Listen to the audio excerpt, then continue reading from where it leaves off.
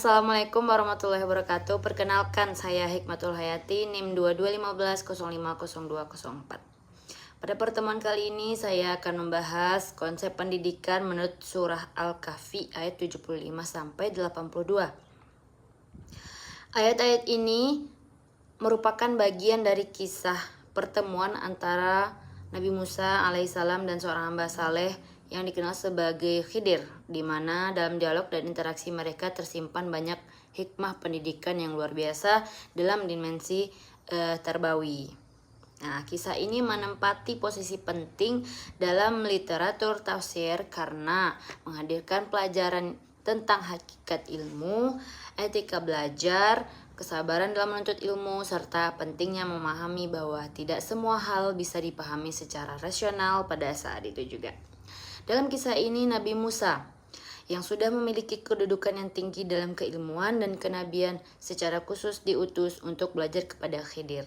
Nah, yang memiliki ilmu laduni, yaitu ilmu yang diberikan langsung oleh Allah Subhanahu wa taala tanpa melalui proses pembelajaran biasa.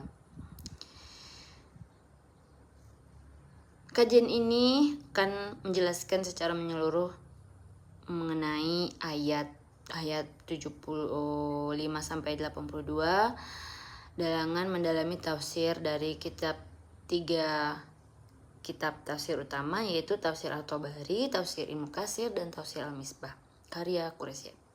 Ketiga tafsir ini memberikan nuansa penafsiran yang berbeda tetapi saling melengkapi, mulai dari aspek tekstual literal, historis konseptual, hingga reflektif kontekstual.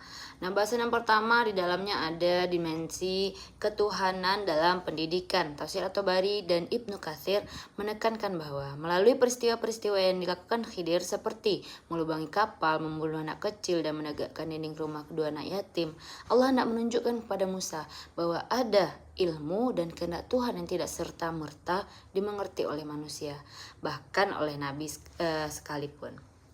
Nah, pendidikan Islam dalam konteks ini bukan hanya soal materi, tetapi tentang membangun kesadaran akan keterbatasan manusia di hadapan kebijaksanaan ilahi. Yang ini merupakan pendidikan tauhid yang sangat mendalam, membentuk karakter manusia yang rendah hati dan menyadari posisinya sebagai makhluk yang terbatas. Bahasan yang kedua, sebagai kesabaran sebagai pilar proses belajar. Dalam tafsir Al-Misbah, Quraisy menyoroti aspek kesabaran sebagai kunci untuk menerima dan memahami ilmu. Dalam dialog Musa dan Khidir tampak bahwa kegagalan Nabi Musa dalam menahan diri untuk tidak bertanya merupakan bukti bahwa ilmu spiritual dan kebijaksanaan tidak bisa diperoleh hanya dalam logika rasional atau kecerdasan kognitif, melainkan perlu jiwa yang tenang, sabar, dan hati yang lapang. Ini menunjukkan bahwa pendidikan sejati tidak hanya membentuk intelektualitas tetapi juga emosional dan spiritualitas peserta didik. Kesabaran dalam menuntut ilmu juga mencerminkan bahwa pendidikan yang efektif membutuhkan waktu, pengendalian diri, dan kepercayaan terhadap proses. Meskipun belum semua hasil bisa langsung terlihat. Dalam konteks pembelajaran modern, ini selaras dengan konsep delayed gratification dan growth mindset, di mana hasil belajar bukanlah sesuatu yang instan, melainkan melalui proses yang panjang, kadang penuh ujian dan kebingungan. Bahasan yang ketiga, etika guru dan murid dalam pendidikan Islam. Nah, dalam materi ini menyoroti relasi antara Nabi Musa dan Khidir sebagai representasi relasi ideal antara guru dan murid dalam Islam. Meskipun Musa adalah nabi besar, ia tetap menunjukkan kerendah hati dalam menuntut ilmu. Di sisi lain, Khidir sebagai guru tidak langsung menjelaskan setiap tindakan secara langsung, tetapi menunggu waktu yang tepat untuk memberikan pemahaman. Ini menunjukkan bahwa dalam pendidikan, seorang murid harus memiliki adab terhadap gurunya, termasuk bersabar, tidak mendahului, dan percaya pada metode yang digunakan oleh sang pendidik. Bahasan yang keempat adalah pendidikan berbasis nilai-nilai kehidupan.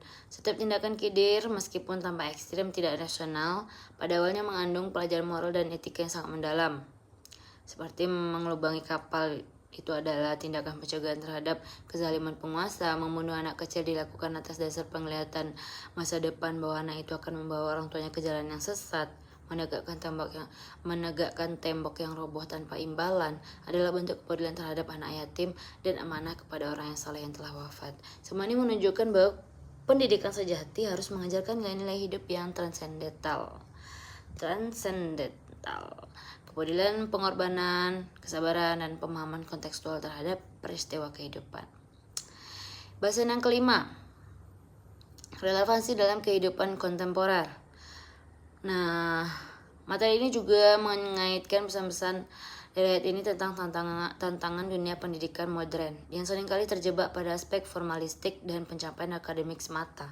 Pendidikan hal ini cenderung mengabaikan nilai-nilai luhur seperti kesabaran, keikhlasan, adab, dan dimensi spiritual. Oleh karena itu, ayat-ayat ini menjadi sangat relevan untuk dijadikan sebagai kerangka konseptual dalam merancang sistem pendidikan Islam yang menyeluruh dan berkarakter.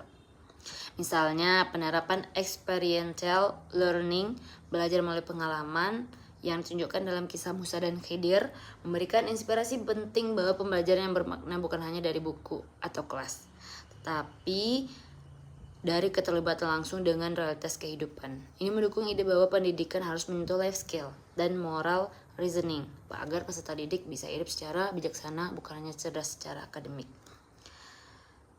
Itulah bahasan untuk pertemuan kali ini. Banyak salahnya saya mohon maaf. Wabillahi taufiq wal hidayah. Assalamualaikum warahmatullahi wabarakatuh.